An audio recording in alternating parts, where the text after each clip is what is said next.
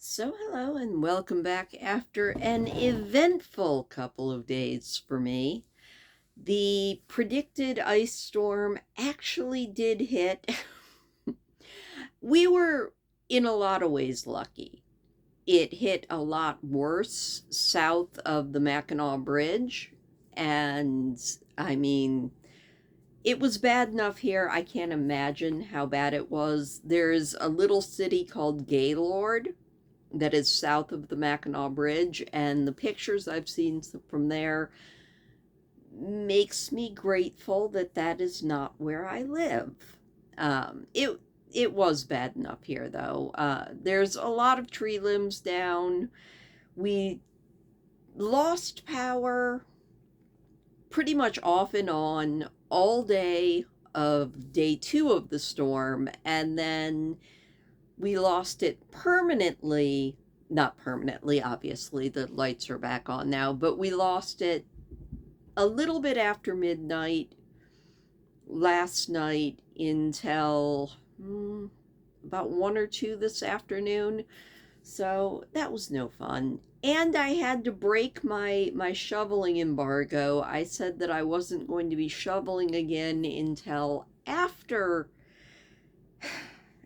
summer, and I had to break that because I do need an open driveway since my son and his husband are coming in sometime in the next 2 days. So I actually had to go out and shovel, which made me sad because on top of the ice, and it was the final insult, that the straw that broke the powers back was after we were all done getting the freezing rain. It transitioned to all snow, and we got about 5 or 6 inches of snow last night. So that was fun, but we survived. We always survive. And that means it's time to sit back down and read another chapter of A Tale of Two Cities by Charles Dickens. Sorry about all that rambling. And if you've never noticed it before, if you ever want to skip over any of my pre-chapter rambling, I always put chapter markers in, and that way you can just skip to, past when I'm done babbling about whatever's been going on in my life.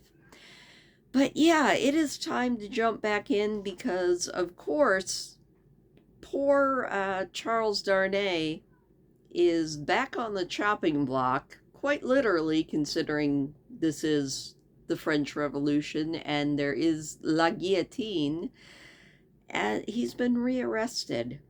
And I feel like the doctor probably feels quite betrayed because his two friends, the people who sheltered him after he was released from the Bastille, are the ones who accused Darnay of high treason and are sending him back to jail. So I guess we're just going to have to see how that all goes.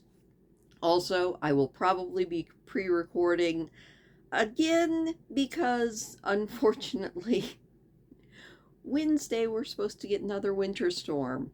And I have learned an excess of caution is probably a good thing when it comes to this. That way you guys don't miss out. So with all of that, we are jumping back into Book 3 of A Tale of Two Cities by Charles Dickens with Chapter 8, A Hand at Cards.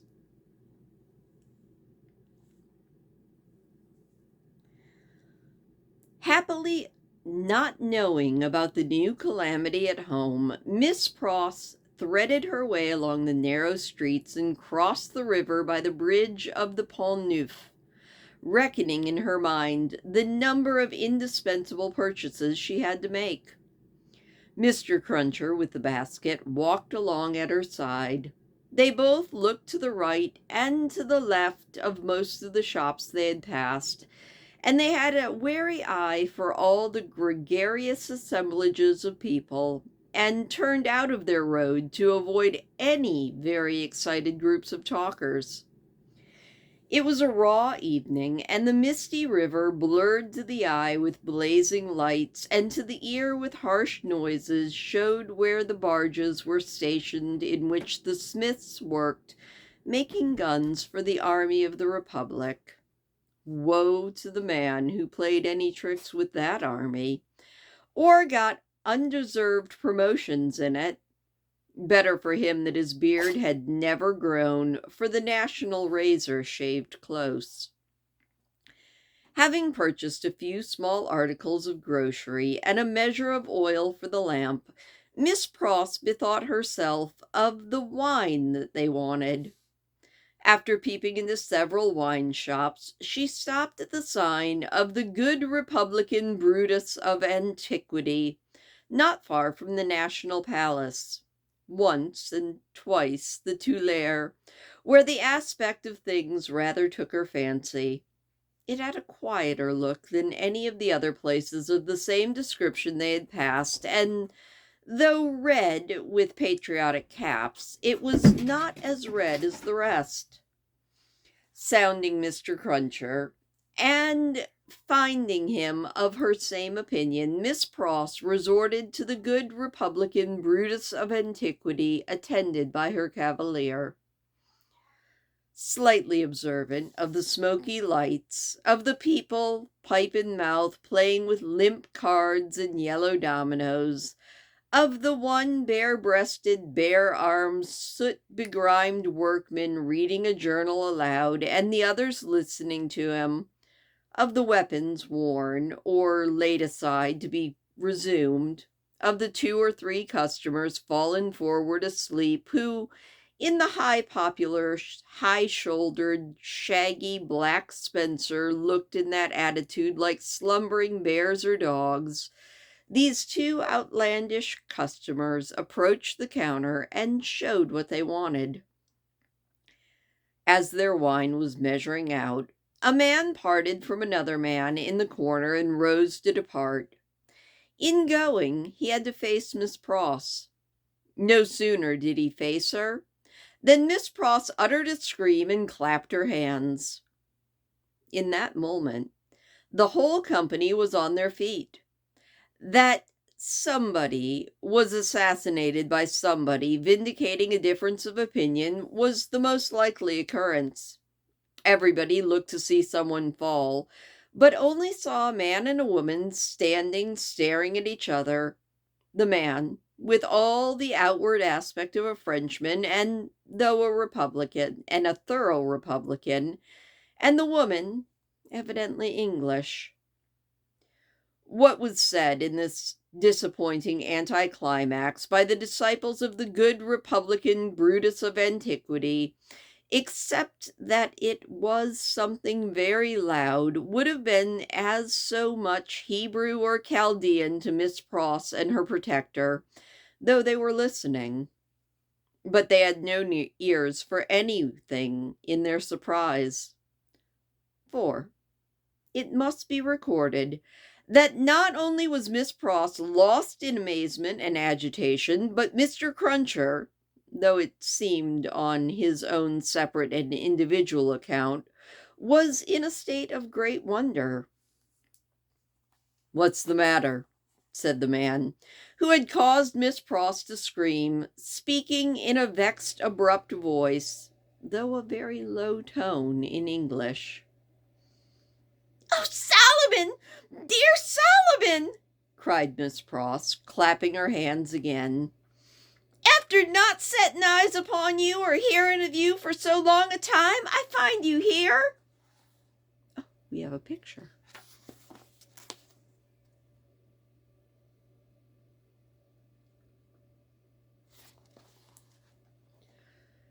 "Don't call me Solomon. Do you want to be the death of me?" said the man, in a furtive, frightened way. "Brother! My brother!" cried Miss Pross, bursting into tears. "Have I ever been so hard with you that you ask me such a cruel question?" "Then hold your meddlesome tongue," said Solomon, "and come out if you want to speak to me. Pay for your wine and come out. Who's this man?" Miss Pross shaking her loving and dejected head at her by no means affectionate brother, said through her tears, "Mr. Cruncher." "Let him come out too," said Solomon. "Does he think me a ghost?" Apparently, Mr. Cruncher did, to judge from his looks. He said not a word, however, and Miss Pross, exploring the depths of her reticule through her tears, with great difficulty paid for their wine. As she did, Solomon turned to the followers of the good Republican Brutus of antiquity and offered a few words of explanation in French, which caused them all to relapse into their former pursuits. "Now," said Solomon, stopping in a dark street corner, "what do you want?" "How dreadfully unkind in a brother nothing has ever turned my love from," said Miss Pross, "to give me such a greeting and show me no affection." "There, confound it, there," said Solomon, making a dab at Miss Pross's lips. "Now are you content?" Miss Pross only shook her head and wept in silence. "If you expect me to be surprised," said her brother, "I am not surprised. I knew you were here. I know of most people who are here. If you really don't want to endanger my existence, which I half believe that you do, go your own way as soon as possible, and let me go mine. I am busy. I'm an official." "My English brother Solomon," mourned Miss Pross. "They had the makings in him of one of the best and greatest men in his native country, an official among foreigners, and such foreigners!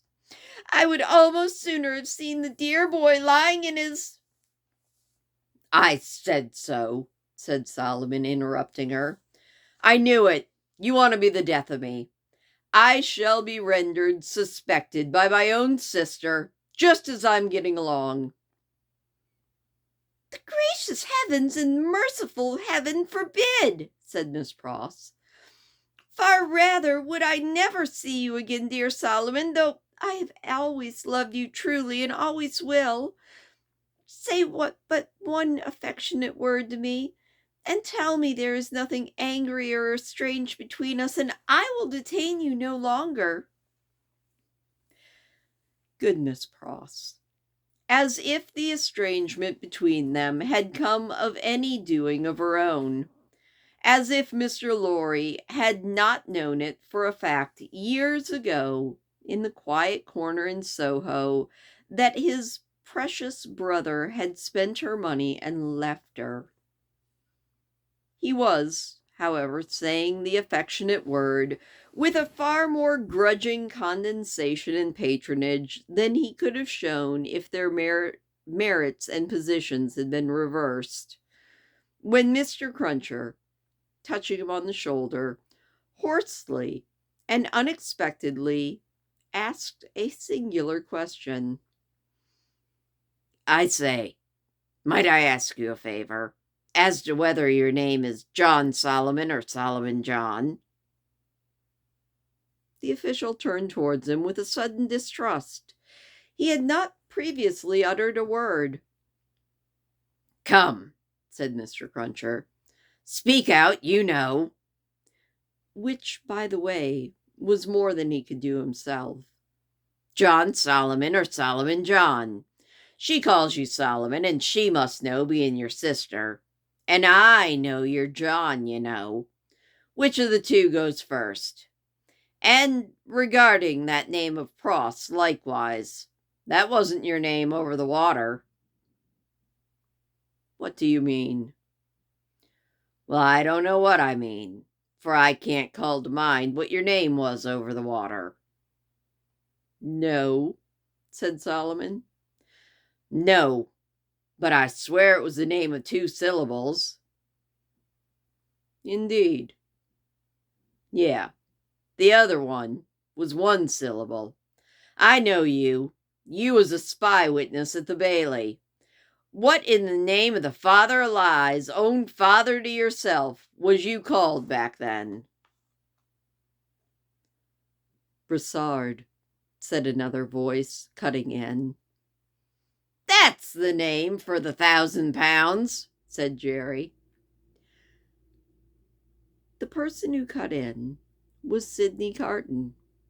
He had his hands behind him under the skirts of his riding coat, and he stood at Mr. Cruncher's elbow as negligently as he might have stood at the Old Bailey itself. "Don't be alarmed, my dear Miss Pross. I arrived at Mr. Lorry's, to his surprise, yesterday evening. We agreed that I would not present myself elsewhere until all was well, or unless I could be useful. I present myself here, to beg for a little talk with your brother. I wish you had a better employed brother than Mr. Brossard. I wish for your sake Mr. Brossard was not a sheep of the prisons." Sheep was the cant word of the time for a spy under the jailers.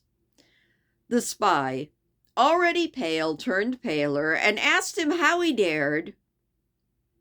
"I tell you," said Sidney, "I lighted on you, Mr. Brossard, coming out of the prison of the concierge while I was contemplating the walls an hour or more ago. You have a face to be remembered, and I remember faces well. Made curious by seeing you in that connection, and having a reason, to which you are no stranger, for associating you with the misfortunes of a friend, now very unfortunate, I walked in your direction. I walked into the wine shop here close after you and sat near you. I had no difficulty in deducing from your unreserved conversation and the rumor openly going about among your admirers as to the nature of your calling. And gradually, what I had done at random seemed to shape itself into a purpose, Mr. Brossard." "What purpose?" said the spy. "It would be troublesome, and it might be dangerous, to explain in the street. Could you favor me, in confidence, with some minutes of your company, at the office of Tellson's Bank, for instance?" "Under a threat?" "What, did I say that?" "Then why should I go?" "Really, Mr. Brossard, I can't say if you can't." "Do you mean that you won't say, sir?" said Solomon. "You comprehend me very clearly, Mr. Brossard. I won't." Sidney Carton's negligent recklessness of manner came powerfully in aid of his quickness and skill in such a business as he had in his secret mind, and with such a man as he had to deal with. His practiced eyes saw it and made the most of it. "Now I told you," said the spy, casting a look at his sister. "If any trouble comes of this, it's your doing." Come, Mr. Brossard," said Sidney, "don't be ungrateful. But for my great respect for your sister, I might not have led up so pleasantly to a little proposal that I wish to make for our mutual satisfaction. Will you come with me to the bank?" "I'll hear what you've got to say. I'll go with you." "I propose that we first conduct your sister safely to the corner of her own street. Let me take your arm, Miss Pross. This is not a good city at this time for you to be out in unprotected, as your escort knows. Mr. Brossard, I will invite him to Mr. Lorry's with me. Are we all ready now? Let's go." Miss Pross recalled soon afterwards, and to the end of her life, remembered that as she pressed her hands on Sidney's arm and looked up in his face, imploring him to do no harm to Solomon, there was a braced purpose in the arm and a kind of inspiration to his eyes, which not only contradicted his light manner, but changed and raised the man. She was too much occupied then with fears for her brother, who so little deserved her affection, and with Sidney's friendly reassurances adequately to listen or notice what she had truly observed. They left her at the corner of the street, and Carton led the way to Mr. Lorry's, which was within a few minutes' walk. John Bassard, or Solomon Pross, walked by his side. Mr. Lorry had just finished his dinner, and he was sitting before a cheery little log or two of fire, perhaps looking into their blaze for the picture of that younger elderly gentleman from Tellson's who had looked into the red coals of the Royal George at Dover so many years ago. He turned his head as they entered, and showed surprise when he saw a stranger. "Miss Pross's brother, sir," said Sidney. "Mr. Bassard." "Bassard?" said the old man. "Bassard? I have an association with the name, and that face." "I told you. You had a remarkable face, Mr. Bassard," said Sidney. "Pray sit down." As he took a chair himself, he supplied the link that Mr. Lorry wanted by saying to him with a frown, "Witness at that trial." Mr. Lorry immediately remembered and regarded his new visitor with an undisguised look of hatred. "Mr. Bassard has been recognized by Miss Pross as the affectionate brother that you have heard of, and has acknowledged the relationship. I pass to worse news. Darnay has been arrested again." Struck with consternation, Mr. Lorry said, "What do you tell me? I left him safe and free 2 hours ago. And what?" "He was arrested." "When was it done, Mr. Bassard?" "Just now. All of it." "Mr. Bassard is the best authority possible, sir," said Sidney, "and I have it, from Mr. Bassard's communication to a friend and brother Sheep over a bottle of wine, that the arrest has taken place. He left the messengers at the gate and saw them admitted by the porter. There's no doubt. Charles has been retaken." Mr. Lorry's business eye read in Sidney's face that it was a loss of time to dwell upon the point. Confused, but sensible that something might depend on him keeping his presence of mind, he commanded himself and was silently attentive.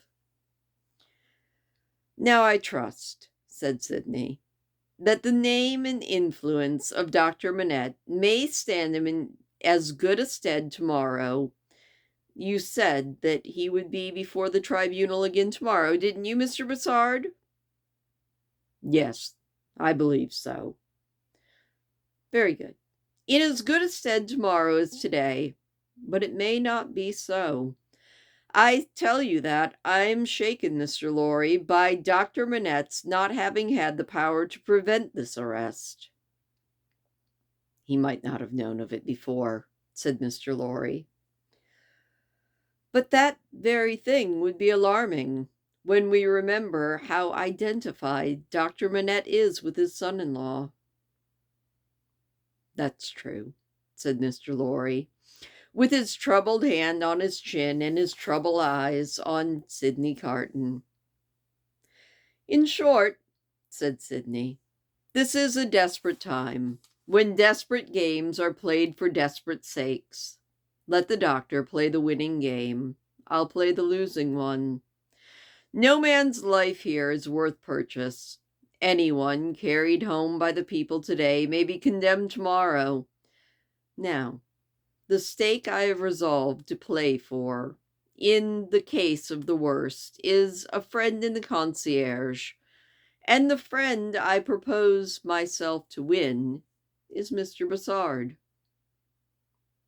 "You'd need to have good cards," said the spy. "I'll run them over. I'll see what I hold. Mr. Lorry, you know what a brute I am, And I do wish you would give me a bit of brandy." It was put before him, and he drank off a glassful, and then another, and pushed the bottle thoughtfully away. "Mr. Bussard," he went on, in the tone of one who really was looking over a hand of cards, "the sheep of the prisons, emissary of the Republican committees, now a turnkey, now a prisoner, always spy and secret informer, so much the more valuable here for being English that an Englishman is less open to suspicion of subordination in those characters than a Frenchman. He represents himself to his employers under a false name. It's a very good card, Mr. Bussard, now in the employ of the Republican French government. You were formerly in the employ of the aristocratic English government, the enemy of France and freedom. That's an excellent card. Inference as clear as day as this region of suspicion that Mr. Bussard, still in the pay of the aristocratic English government, now a spy of the pit, the treacherous foe of the Republic, crouching in its bosom, the English traitor and agent of all mischief so much spoken of and so difficult to find. That's a card not to be beaten. Have you followed my hand, Mr. Bussard?" "Not to understand your play," said the spy, a bit uneasily. "I can play my ace. Denunciation of Mr. Bussard to the nearest section committee. Look over your hand, Mr. Bussard. See what you have. Don't hurry."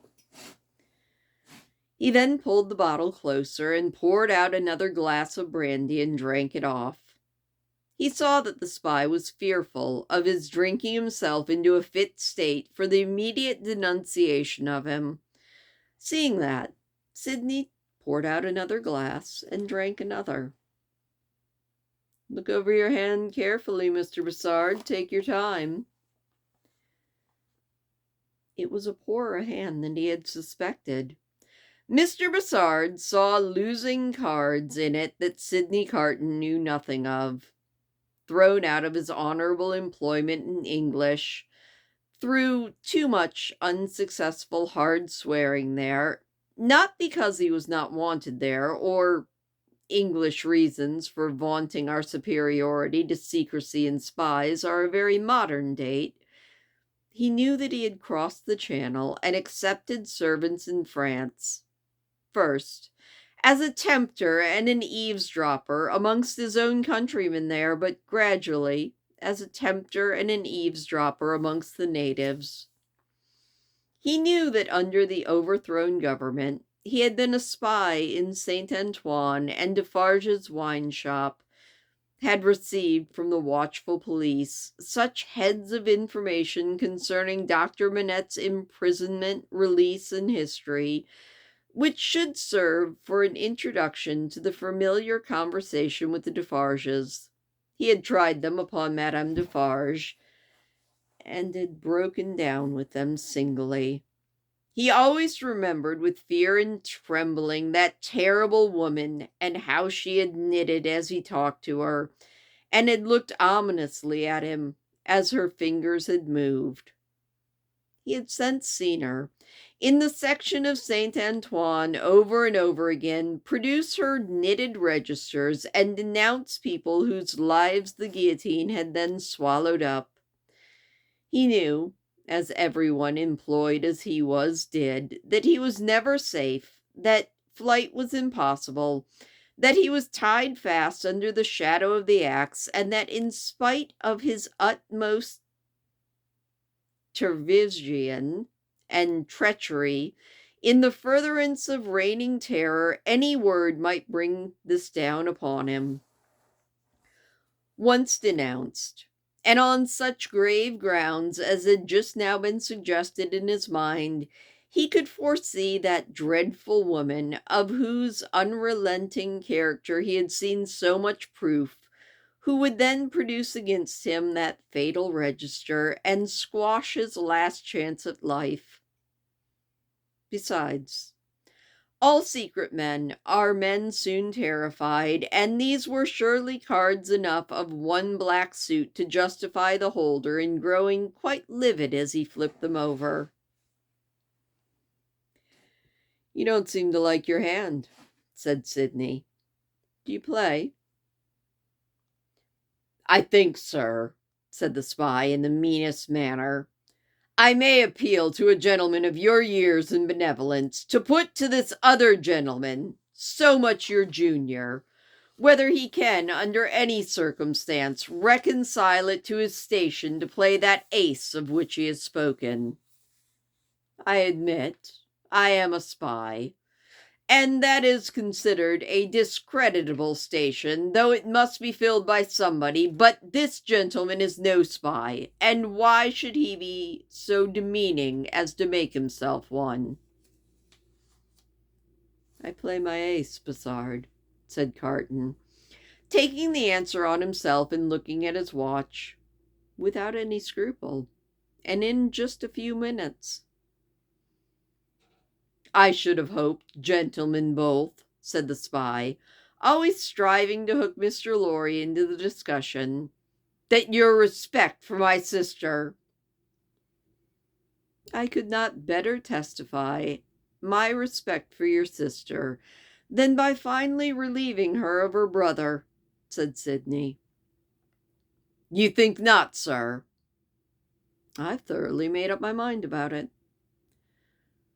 The smooth manner of the spy, curiously in dissonance with his rough dress and probably with his usual demeanor, received this cheek from the inscrutability of Sidney Carton, who was a mystery to wiser and honester men than he, and it faltered and failed him. Well, he was at a loss. Sidney said, resuming his former air, "And indeed now, I think again, I have a strong impression that I have another good card here, not yet enumerated. That friend and fellow sheep who spoke of himself as pasturing in the country prisons, who was he?" "He was French. You don't know him," said the spy. "French, was he?" said Carton. "Well, he may be." "I assure you," said the spy, though that's not important." "Though it's not important," said Sidney. "Though it's not important. No, it's not important. No, but I do know the face." "I think not. I'm sure not. It can't be," said the spy. "It can't be," murmured Sidney, filling his glass. "Can't. Spoke good French, but quite like a foreigner, I thought." "He was provincial," said the spy. "No, he was foreign," said Carton, striking his open hand on the table. "Cly, disguised, but the same man. We had that man before us at the Old Bailey." "Now, you're being hasty, sir," said Bassard, with a smile that gave his nose an extra inclination to the side. "There you really give me advantage over you. Cly, who I will unreservedly admit at this distance of time used to be a partner of mine, has been dead several years. I took care of him in his last illness. He was buried in London at the church of St. Pancras in the Field. His unpopularity with the blackguard multitude at the moment prevented my following his remains, but I helped lay him in his coffin." Here Mr. Lorry became aware, from where he sat, of a most remarkable goblin shadow on the wall. Tracing it to its source, he discovered it to be caused by a sudden extraordinary rising and stiffening of all the risen and stiff hair on Jerry Cruncher's head. "Let us be reasonable," said the spy, "and let us be fair.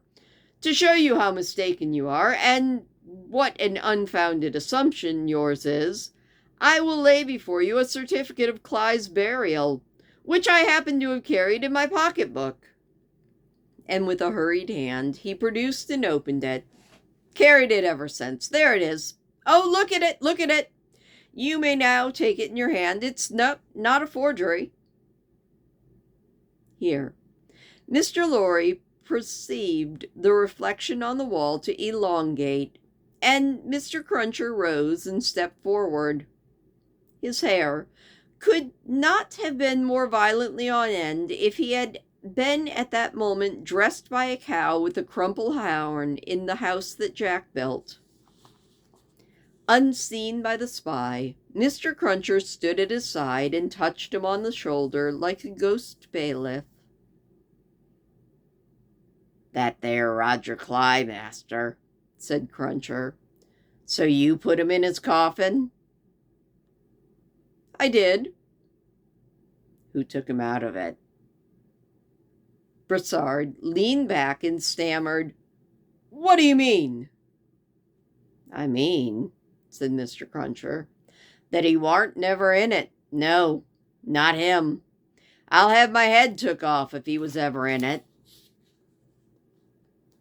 The spy looked around at the two gentlemen, and they both looked in astonishment at Jerry. "I tell you," said Jerry, "that you buried paving stones and earth in that coffin. Don't go and tell me you buried Cly. It was a take. Me and two more people know it." "And how do you know?" "And what's that to you?" said Mr. Cruncher. "It's you I've got an old grudge against, with your shameful impositions on tradesmen. I catch hold of your throat and choke you for half a guinea." Sidney Carton, who with Mr. Lorry had been lost in amazement at this turn, here requested Mr. Cruncher to please moderate and explain himself. "In another time, sir," he said. "The present time is ill-convenient for explanation. What I stand to is that he knows very well that there was no Cly in that coffin. Let him say he was in there with so much as a word of one syllable, and I'll either catch hold of his throat and choke him for half a guinea, or I'll go out and announce him." "I see one thing," said Carton. "I'm holding another card, Mr. Brossard. Impossible, here in raging Paris, with suspicion filling the air, for you to outlive denunciation when you are in communication with another aristocratic spy of the same accedance as yourself, who moreover has the mystery about him of having feigned death and come to life again. A plot in the prisons of the foreigner against the Republic. This is a strong card. A for sure guillotine card. Will you play?" "No," said the spy. "I throw up. I confess we were so unpopular with the outrageous mob that I only got away from England at the risk of being ducked to death. And that Cly was so ferreted up and down, he never would have got away at all, except for that sham.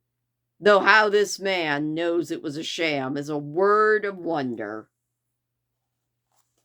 "Don't you trouble your head about this man," said Mr. Cruncher. "You'll have trouble enough with giving your attention to that gentleman. And look here, once more." Mr. Cruncher could not be restrained from making another rather ostentatious parade of his liberality. "I'm going to catch hold of your throat and choke you for half a guinea." And so the sheep of the prison turned from him to Sidney Carton, and said with a more firm decision, "It has come to a point. I go on duty soon. I can't overstay my time. You told me you had a proposal. What is it? Now, it is of no use asking too much of me. Ask me to do anything in my office, putting my head in extra great danger, and I had better trust my life to the chances of refusal than the chances of consent. In short, I should make that choice. You talk of desperation. We're all desperate here. Remember, I may denounce you if I think it proper, and I can swear my way through stone walls, and so can others. So what do you want with me?" "Not very much," said Sidney. "You're a turnkey at the concierge."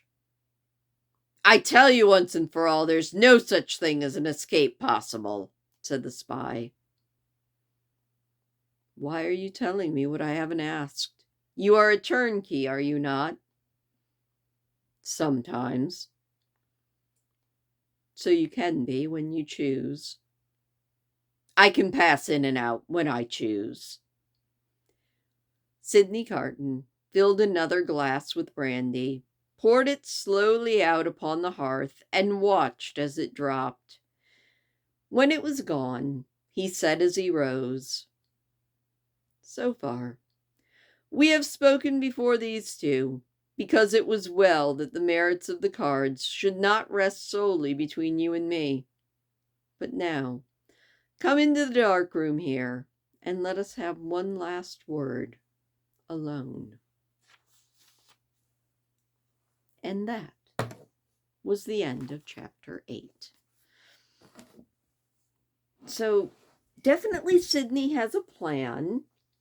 We finally found out what our grave robber Mr. Cruncher dug up in that last grave that we saw him digging up.